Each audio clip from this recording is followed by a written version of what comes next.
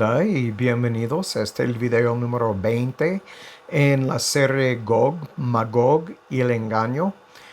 Seguimos estudiando Apocalipsis 11. Empezamos en Ezequiel 38, Apocalipsis 20 y ahora en Apocalipsis 11 hablando sobre Gog y Magog y el engaño. Hemos comparado estos versículos con muchas cosas en el Antiguo Testamento. Estamos mirándolo de diferentes puntos de vista para tratar de entender lo mejor posible lo que está para venir, lo que está a la vuelta, se puede decir, porque entendemos que vivimos en un mundo ahorita que está mostrando por las acciones de los líderes, de todo lo que está sucediendo, que estamos al borde de entrar en la 70 semana. Yo entiendo que las escrituras nos dicen claramente que nadie sabe el día ni la hora, pero también nuestro Señor dijo que por las cosas que están sucediendo, que podemos ver que está cerca. Entonces, es tiempo para nosotros como seguidores del Mesías de poner atención, mantenernos alertos a lo que está sucediendo en el mundo y preparados también para lo que está para venir. Y entonces, el día de hoy vamos a seguir con los versículos 13 y 14 en Apocalipsis 11. Voy a leer, algunos comentarios sobre estos versículos para ayudarnos a entender un poco mejor de lo que estamos leyendo aquí. Pero es importante y quiero enfatizar esto una vez más. Lo he dicho varias veces. Lo que estamos estudiando en Apocalipsis. Apocalipsis es un libro judío. Uh, Quiere decir que los judíos lo entendían mejor que tal vez los gentiles. Pero lo que quiere decir es que para entender el libro de Apocalipsis, tenemos que volver al Antiguo Testamento y comparar versículo con versículo. Es muy importante. Y la otra cosa que recordar es esto, que es un libro simbólico, que no es un libro literal. Entonces recuerden, Juan estaba mirando en visiones cosas que iban a suceder entre 2000 y 3000 años después de él. Y entonces, obviamente, lo que él estaba mirando era algo extraño a su vista. Por eso tenemos las descripciones de escorpiones, de humo, del abismo, de muchas cosas. Y entonces es para nosotros ver y definir lo que estamos leyendo. Ese es el propósito de estos videos. Es la razón que estoy tratando de tomar mi tiempo y comparar versículo con versículo, volver al Antiguo Testamento, ver lo que está escrito en el Antiguo Testamento. Vamos a hacer lo mismo el día de hoy, leer los comentarios por los otros eruditos para ver que lo que estamos mirando y lo que estoy diciendo está compartido por otros eruditos, que no estoy inventando cosas de la nada, y para ayudarnos a madurar y crecer en nuestro conocimiento de nuestro Señor y su palabra. Y también estar preparados es la otra razón. Entonces, si podemos recordar esto mientras que estudiamos todo del libro Apocalipsis, nos va a ayudar a entender lo que estamos leyendo, porque no es un libro misterioso en el sentido de que está oculto y es imposible entenderlo. Entonces es misterioso para los que no tienen oído para oír y ojo para ver. Pero para nosotros que tenemos el Espíritu sí es entendible, nada más que tenemos que tomar nuestro tiempo y estudiar a profundo estas cosas y definir lo que estamos mirando. Entonces, vamos a seguir adelante, pero primero vamos a hablar con nuestro Padre. Padre, te doy gracias que podemos estar juntos una vez más. Y te doy gracias por tu palabra, tu espíritu, que revela a nosotros, igual como Yeshua dijo, que va a revelar a nosotros el Padre, y el Espíritu nos va a dar lo que es de Él, porque solamente habla lo que recibe de Él.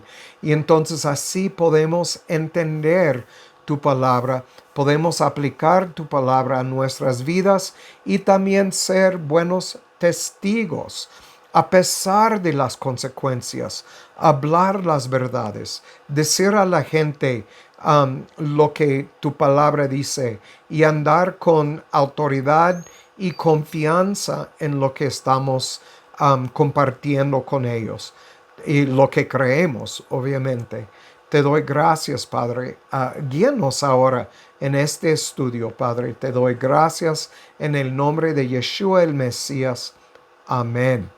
Muy bien, vamos a ir a Apocalipsis 11, el versículo 13, lo voy a leer y después voy a leer y dar unos comentarios, pero también voy a leer comentarios sobre lo que estamos mirando. Algunos comentarios largos, pero dan una explicación a profundo a lo que estamos mirando aquí. Muy bien, versículo 13. Y en aquella hora fue hecho gran terremoto. ¿Cuál hora?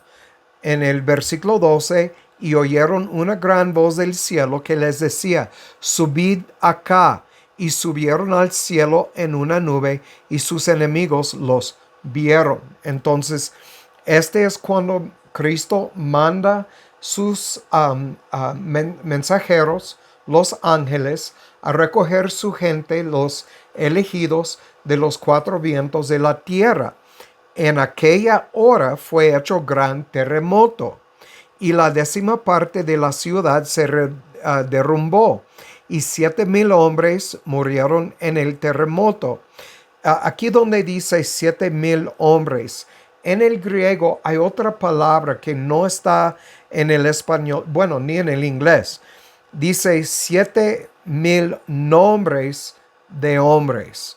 Entonces, aunque no es algo grande, es solamente para demostrar que lo que tenemos en el español no refleja bien siempre lo que está escrito en el griego. Por eso es importante tener un interlinear, una Biblia que da el griego, el español, los números de Strongs y las definiciones de las palabras para poder ver estas cosas. Entonces, 7,000 nombres de hombres murieron en el terremoto, y los demás se espantaron y dieron gloria al Dios del cielo. Entonces, quiero hablar sobre esto otra vez. Recuerden que es un libro simbólico, y este es lo que vamos a ver ahorita. Del comentario al púlpito dice: todo lo que afirma es que Dios se presenta ante los impíos como un conquistador o un rey, y exige lo que le es debido. Pero además, ¿por qué mueren 7,000 hombres? Interpretando nuevamente de manera simbólica, el número 7 conlleva la idea de plenitud. Vamos a ir a Apocalipsis 1:4. Apocalipsis 1:4. Juan, a las 7 iglesias que están en Asia, gracias sea a vosotros y paz del que es, y que era, y que ha de venir, y de los 7 espíritus que están delante de su trono. Otra vez, entendemos de 7 que habla de, es un número perfecto, completa. Entonces, muy importante. Entonces, vamos a 5:1 en Apocalipsis. y vi en la mano derecha del que estaba sentado sobre el trono un libro escrito por dentro y por atrás, sellado con 7 sellos. Entonces, sigue diciendo aquí en el comentario Púlpito, el millar denota una gran cantidad, aunque no una cantidad infinita, para lo cual disponemos de expresiones como miles de miles, etc. Por consiguiente, esta cifra nos indica que la venganza de Dios alcanza un gran número de personas y que dicho número es completo, es decir, que no escapa nadie que merezca ser incluido en este número. Entonces, los que Dios tiene marcado o sellados para este momento son los que van a morir. ¿De qué habla esto? Este habla del hecho de que Dios ha escogido un remanente para sí mismo y ha ordenado los demás a la destrucción. Lo mismo que Pablo nos muestra en Romanos capítulo 9 y lo que hemos visto a través de todas las escrituras. Entonces, muy bien, dice, y quizás esto se menciona como una precaución para evitar cualquier posible error en la interpretación de la 10ª parte. Es como si Juan quisiera decir, en aquella hora, Dios ejecutó su venganza, exigiendo lo que su justicia reclamaba. Pero no imaginéis que dicha venganza alcanzó únicamente a una pequeña parte de la humanidad. Otra vez entendemos que Jehová ha guardado un remanente. ¿Qué quiere decir remanente? Es una parte pequeña del total.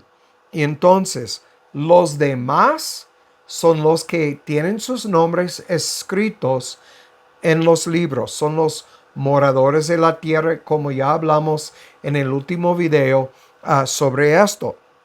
Entonces, fue de vasto alcance y total, si bien no pretendo definir sus límites exactos, porque no sabemos, pero los cuales no podrán conocerse hasta que el propio día del juicio lo revela todo. Entonces, ¿qué quiere decir? Hay detalles que nosotros no podemos discernir ahorita. Solamente tenemos que esperar hasta el último. Y tal vez vamos a verlo y entenderlo en el momento, yo no sé. Pero entendemos esto, que hay cosas que Dios revela y hay cosas que se quedan escondidas. ¿Por qué? Porque aún dice a Juan, no escribas estas cosas. Lo mismo a Daniel. Hay cosas ocultas hasta el fin, el mero fin, cuando ya es el día que Dios viene y toma su venganza contra todas las multitudes. Entonces, otra vez en el comentario popular dice, apenas parece necesario decir que el terremoto, la caída de la 10ª parte de la ciudad y el número 7,000 deben considerarse todos ellos como simbólicos. Lo repito porque yo sé que muchos han visto las películas de Dejado Atrás o han leído otros comentarios, escuchado otros ministros o pastores hablar sobre estas cosas como si fueron literales, pero no las son. No son literales, porque si empezamos a tomar algo literal, hay que tomar muchas cosas literales que, bueno, sencillamente hablando, es imposible que sean literales. Entonces, cuando hablamos como por ejemplo en Apocalipsis 11 y miramos aquí en el versículo 2, dice, pero el patio que está fuera del templo, déjalo aparte. Debemos entender que hay un patio que es donde algunos están reclinados, divirtiéndose en reposo, lo que sea. Si me explico, espero que sí. El punto es que si empezamos a tomar estas cosas literalmente, como en 11:4, estos son los dos olivos. ¿Debemos creer que hay olivos que están vestidos de silicio? Obviamente no, es simbólico. Y los dos candeleros que están en pie, ¿debemos creer que hay candeleros literales que están de pie? Obviamente no, es mi punto. Muy bien, seguimos adelante para no gastar tanto tiempo en esto. Alberto Barnes, quiero leer su comentario también. Cuando habla de un terremoto, es un símbolo de conmoción, agitación y cambio. En el diccionario de McClintock y Strongs habla sobre este hecho de que las cosas son simbólicas. Cuando hablamos de cuernos, por ejemplo, hablamos de autoridad. Cuando hablamos de montañas, cuando hablamos de la luna, cuando hablamos de la tierra, todo tiene su sentido simbólico, y en especial aquí en el libro de Apocalipsis.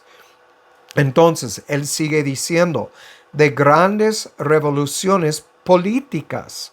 Entendemos esto, que cuando habla de imperios, habla de montañas. Entonces, obviamente, habla de algo político. Entonces, vamos a seguir leyendo lo que dice Alberto Barnes. El significado aquí en versículo 13 es que el triunfo de los testigos, representado por su ascenso al cielo, iría seguido de tales revoluciones que serían adecuadamente simbolizadas por un terremoto. En el libro de Pedro, Pedro menciona un nuevo cielo y nueva tierra. Podemos tomarlo literalmente o podemos tomarlo simbólicamente, hablando de nuevos gobiernos. ¿Cuál nuevo gobierno? Obviamente cuando el Mesías regresa, va a tomar autoridad sobre toda la tierra. De hecho, volvemos a Apocalipsis 11 y vamos a ver los últimos versículos aquí. Dice, hablando en versículo 17, dice, te damos gracias, oh Señor, Dios Todopoderoso, que eres, que eras y que has de venir, porque has tomado tu gran poder y has reinado.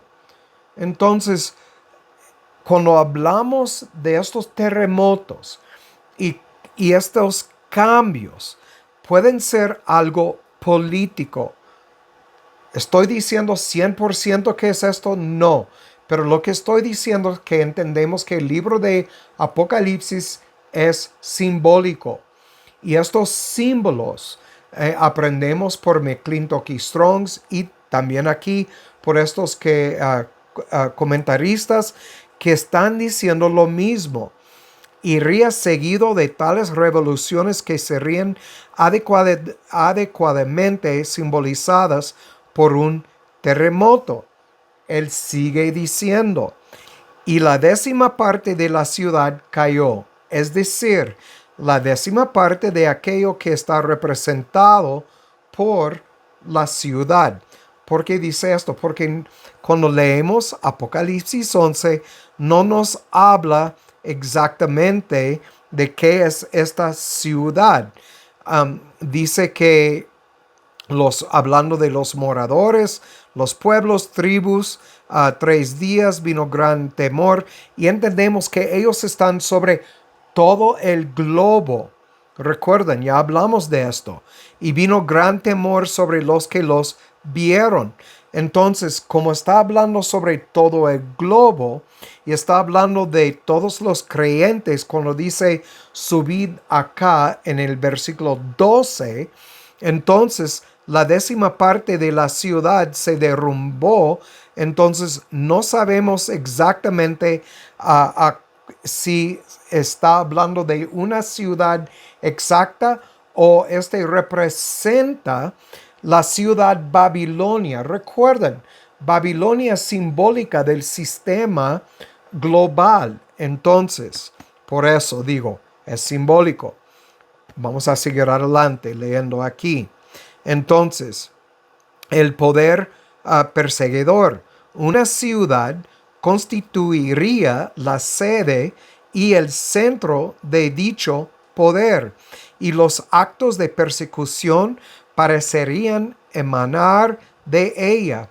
Sin embargo, cabe suponer que la destrucción se extendería a todo cuanto representaba el poder perseguidor. Recuerden, este está pasando globalmente. Otra vez, lo repito. Es probable que la palabra décima se emplee aquí en un sentido general para indicar que una porción considerable del poder perseguidor se vería de este modo sumida en la ruina. Es decir, que con respecto a dicho poder se produciría una revolución, una convulsión o conmoción y una pérdida de tal magnitud que resultaría apropiado representarlas mediante un terremoto. Entonces, obviamente, estamos mirando unos terremotos ahora globalmente por lo que está sucediendo en el Medio Oriente. No hay ninguna duda, hay unos cambios grandes en el mundo ahora, cambios políticos que se puede comparar con un terremoto. Pero este está hablando de algo aún más grande y más allá de lo que estamos mirando ahora. Y en el terremoto, sigue diciendo Alberto Barnes, es decir, en las convulsiones resultantes de los acontecimientos que sobrevendrían a los testigos, murieron 7,000 hombres o, tal como figura en el texto griego, nombres de hombres, como esta palabra no está expresada en el español, pero en el griego sí, empleándose el término nombre para designar a las personas mismas. Recuerden, otra vez, quiero leer unos versículos aquí que miramos. En versículo 8, sus cadáveres yacerán en la plaza. Bueno, como yacerán no está en el griego, dice, y sus cadáveres en la plaza de la gran ciudad, que espiritualmente es llamada Sodoma y Egipto, donde también nuestro Señor fue crucificado. Entendemos esto de hablar de Jerusalén y los dos pueblos, y de los pueblos, tribus y lenguas, naciones, verán los cadáveres. ¿Debemos entender que todos ellos están en Jerusalén? No, porque miramos que este dice en versículo 10, los moradores de la tierra se regocijarán sobre ellos, sobre los testigos que están sobre todo el globo. Otra vez, lo menciono para que vean que dentro de los mismos versículos se debe entender que este habla de algo global. Y entonces, cuando habla de todo esto, entendemos que no está hablando de solamente una ciudad, ni de solamente 7,000 personas. La venganza de Dios viene sobre todos los moradores de la tierra, todos los pueblos, tribus, lenguas y naciones que vienen contra la gente de Jehová. Entonces, sigue diciendo aquí, la cifra aquí mencionada, 7,000, parece haberse sugerido por guardar cierta porción con esa décima parte de la ciudad que se derrumbó. Al buscar el cumplimiento de esta profecía, no es necesario suponer que la cifra exacta de fallecidos deba ser precisamente de 7,000. Más bien, la idea se transmite con claridad es que se produciría una merma numérica de tal magnitud que quedaría fielmente representada por una calamidad capaz de asolar la 10ª parte de la ciudad, una ciudad como la que el apóstol tenía en mente, arrastrando consigo a un número proporcional de sus habitantes. Otra vez, lo siento, pero repito, esta es una visión del futuro. Juan tenía esta visión en la primera época y está mirando cosas que van a suceder en, quién sabe, 2029, 2030, 2040.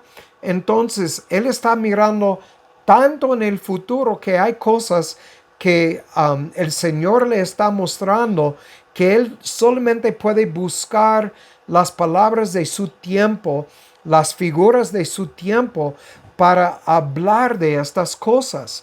Entonces, otra vez, lo que Juan miraba en su visión le parecía como un 10ª parte, como 7,000. Él está dándonos cifras, pero no debemos mirar todo esto como algo exacto. Entonces, una ciudad como la que el apóstol tenía en mente, arrastrando consigo a un número proporcional de sus habitantes. Por consiguiente, el número de víctimas mortales, fruto de las convulsiones y los cambios subsiguientes al trato infligido a los testigos, podría ser, en términos numéricos, muy superior a los 7,000. De hecho, podría ser tan elevado como si una 10ª parte de todo cuanto simboliza la ciudad hubiera sido arrastrada por completo. Muy bien. Entonces, espero que me entiendan. Este es importante a causa de lo que los muchos que predican hoy en día, que debemos ver estas cosas literalmente. Este es, como se dice, el otro lado de la moneda. Entonces, si miramos todo como literal, hay cosas increíbles. Pero si lo miramos simbólicamente y lo comparamos escritura con el antiguo pacto, Antiguo Testamento, podemos ver más claramente lo que Juan está escribiendo. Cuando dice los demás espantaron, en el versículo 13, en aquella hora fue hecho gran terremoto y la 10ª parte de la ciudad se derrumbó y 7,000 hombres murieron en el terremoto y los demás se espantaron. Quiero hablar de esto. Se espantaron y dieron gloria al Dios del cielo, porque hay algo que no se debe perder aquí al leer esto. Otra vez, no estamos mirando un gran avivamiento aquí. Quiero leer algo. Cuando dice se espantaron, la palabra espantaron o espantar viene de 1719 en el griego. Es emphobos. Emphobos está compuesta de dos palabras griegas. La primera es en. Es una preposición primaria denotando posición. Es número 1722. Denota una posición fija en lugar, tiempo o estado. Y de número 5401 en el griego, que es phobos, de phebomai, ser puesto en temor. Entonces, la palabra phobos quiere decir alarma, susto, con temor. Alarmado, temor, atemorizar, aterrorizar, espantar. Así se define en el español. Entonces, quiero hablar sobre esto. El hecho de que estos, los demás, se espantaron, nos habla de su estado espiritual. ¿Qué podemos discernir de esto? Que ellos reconocen el Dios del cielo, que está tomando venganza contra los incrédulos y los que son los moradores de la tierra, y que ya no hay escape de su ira. Entonces, si Dios está derramando su ira sobre ellos, ¿qué quiere decir de ellos? Que no son creyentes, que son los moradores de las tribus, como miramos aquí, los pueblos, lenguas, naciones, que estaban celebrando al ver los cadáveres de los testigos en las calles. Muy bien. Entonces, el hecho de que ellos reconocen quién es Jehová y tienen miedo a causa de reconocer que Él es el que los testigos dijeron, que avisaron, recuerden, vienen trayendo juicio, y que ya el juicio se está cumpliendo, ya ellos tienen temor, están, como dice en la palabra, se espantaron. Entonces, que ellos tienen miedo a causa de esto, lo que leemos en este versículo es muy diferente a tener el espíritu de Jehová, y donde Jehová dice en Jeremías 31 que va a poner su temor en nosotros, la reverencia de quién es Jehová, y que que los que son de él van a obedecer, porque él causa la obediencia en nosotros. Entonces leemos a través de Deuteronomio y Josué y el Antiguo Testamento muchas veces que Jehová dijo que la gente debe tener temor de él, la reverencia a causa de quién es. Pero como ellos desobedecieron, sufrieron, estoy hablando de Israel, sufrieron las consecuencias. ¿Cuánto más entonces estos, los moradores de la tierra? Entonces, no van a escapar su ira. Quiero darles unos ejemplos de esto.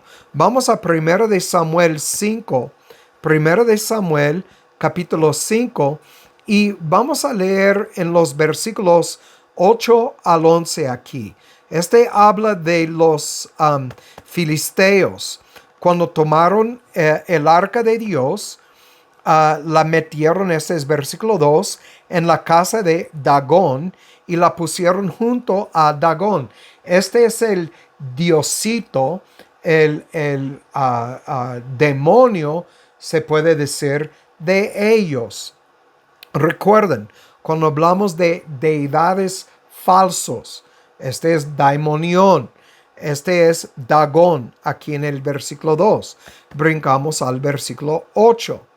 Dice, enviaron pues, reunieron a todos los príncipes de los filisteos y dijeron, ¿qué haremos con el arca del Dios de Israel? Reconocían que este arca es del Dios de Israel. Y ellos respondieron, pásese el arca del Dios de Israel a Gat. Y pasaron allá el arca del Dios de Israel. Y aconteció que cuando la hubieran pasado, la mano de Jehová fue contra la ciudad con gran quebrantamiento. Un gran terremoto tal vez, pero quebrantamiento. ¿Qué quiere decir? Miraron la autoridad y el poder de Jehová y reconocían el poder de Jehová. Dice, hirió a los hombres de aquella ciudad desde el chico hasta el grande, y se llenaron de hemorroides. Entonces, ellos sufrieron las consecuencias de tocar el arca.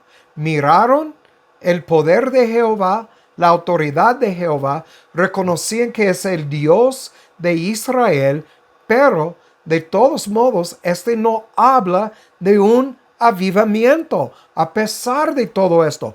Lo mismo que estamos mirando en el versículo 13, lo que va a suceder aquí en el mundo en el fin de los días.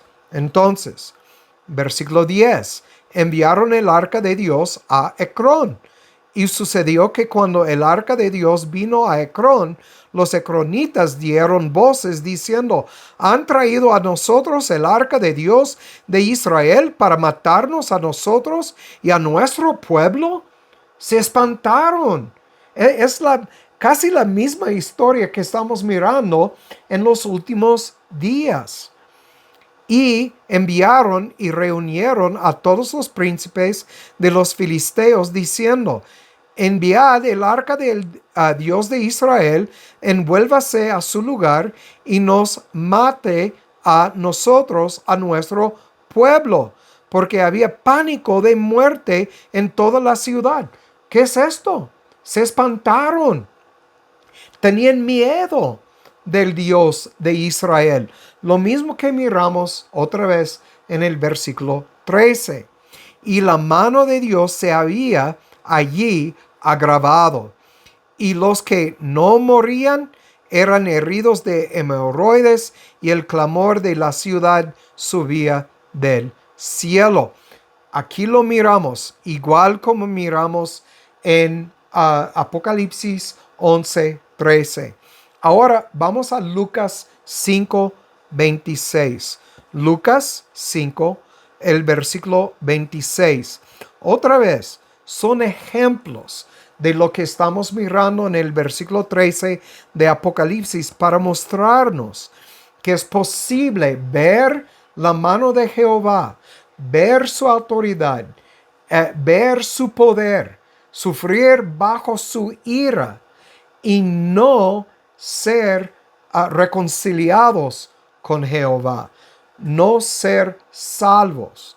Recuerden, es bien claro en las Escrituras, los que tienen sus nombres escritos en el libro de la vida desde la fundación del mundo, igual como los que tienen sus nombres en los libros, los que van a sufrir la ira de Jehová y estar separados de él por toda la eternidad. Muy bien, 5:26. Lucas 5:26. Aquí estamos mirando cuando Jesús sana un paralítico. Estaban presentes, como miramos en versículo 17, fariseos, doctores de la ley, y otros de Galilea, como dice aquí, los cuales habían venido de todas las aldeas de Galilea, de Judá y Jerusalén. Entonces, el Señor aquí enfrente de muchos eruditos judíos y de mucha gente de Israel. Entonces, en versículo 19, no hallando por dónde meterlo a causa de la multitud, subieron a la azotea y por el tejado lo bajaron con el lecho. Y entonces obviamente había mucha gente presente aquí.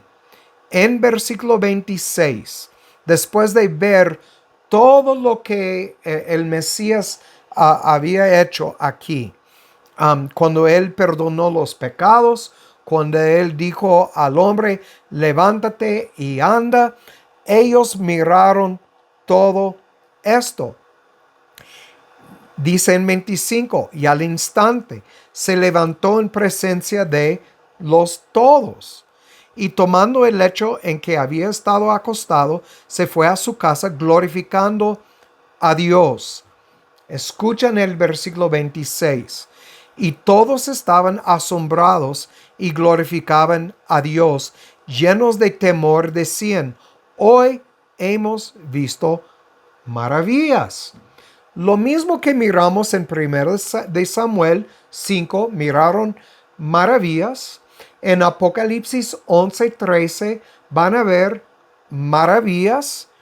Pero recuerdan, no tanto después de esto, la misma gente, los mismos eruditos, los mismos fariseos, son los que gritaron, crucifíquelo. Entonces, solamente por ver todo esto, no quiere decir que uno se va a arrepentir. Ahora, vamos a ir al cántico de Moisés. Al cántico de Moisés. Entonces, estamos hablando de Éxodo capítulo 15. Éxodo capítulo 15. Y vamos a leer 9 al 16. Escuchan a lo que dice aquí. 9 al 16. El enemigo dijo, perseguiré, prenderé, repartiré despojos. Mi alma se saciará de ellos. Sacaré mi espada, los destruirá mi mano. Soplaste con tu viento, los cubrió el mar, se hundieron como polvo en las impetuosas aguas. Obviamente hablando de Faraón, sus ejércitos, cuando Dios los destruyó en el mar. Entonces, versículo 11, y recuerdan, Faraón miró cuando Jehová se partió el mar, cuando los israelitas se cruzaron y en tierra seca llegaron al otro lado. Faraón había visto las maravillas. Su ejército miró las maravillas. La gente de Egipto miró las maravillas. Entonces, pero no quiere decir que se arrepintieron. La razón que lo menciono otra vez es que hay los que predican que va a haber un gran avivamiento durante los 1000 años, entre el tiempo que la gente de Jehová está con su Mesías en el cielo, en el aire, y el tiempo que vuelva para destruir sus enemigos. Nosotros no enseñamos 1000 años entre la parousia de Cristo cuando nos reunimos con Él y su venida para destruir sus enemigos. Enseñamos que estamos viviendo ahora su reino. Para ser rey, tiene que tener un pueblo. Si somos un pueblo, hay un reino. Si hay un reino, hay un rey. Cristo ya está reinando. Los Kilia, el tiempo que leemos en Apocalipsis 20, empezaba en la primera época cuando Jesús subió y Satanás fue encarcelado, y está encarcelado hasta el tiempo, como en versículo 7 de Apocalipsis 20, cuando Él está desatado. Él está atado ahorita, va a estar desatado por un poco de tiempo. Entonces, otra vez, estamos hablando del fin de los días. No va a haber un avivamiento. Muy bien. ¿Quién como tú? Versículo 11. Oh Jehová, entre los dioses, ¿quién como tú? Magnífico en santidad, temible en loores, hacedor de maravillas. Extendiste tu diestra, la tierra los tragó. Condujiste en tu misericordia a este pueblo, al cual salvaste. Lo llevaste con tu fortaleza a la habitación de tu santuario. Notan el uso de palabras simbólicas aquí. Tu pueblo, ¿cuál es su pueblo? Israel espiritual. Dios va a salvar solamente a su pueblo Israel espiritual. Lo leemos en Romanos 2, 28, 29. Lo llevaste con tu fortaleza a la habitación de tu santuario. ¿Dónde está su santuario hoy en día? Bajo el nuevo pacto, nosotros somos su santuario. Entonces, 14. Lo oirán los pueblos y temblarán. Se apoderará dolor de los habitantes de Filistea. Entonces, temblaron, reconocieron el poder, miraron las maravillas, se espantaron, porque Jehová es grande y merece obediencia de los hombres. Pero estos que no tienen un corazón regenerado no pueden obedecer, porque Dios no quiere que obedecen. Muy importante. Entonces, los duques de Edom se asombrarán, temor se apoderará de los hombres valientes de Moab, se habitarán todos los moradores de Canaán.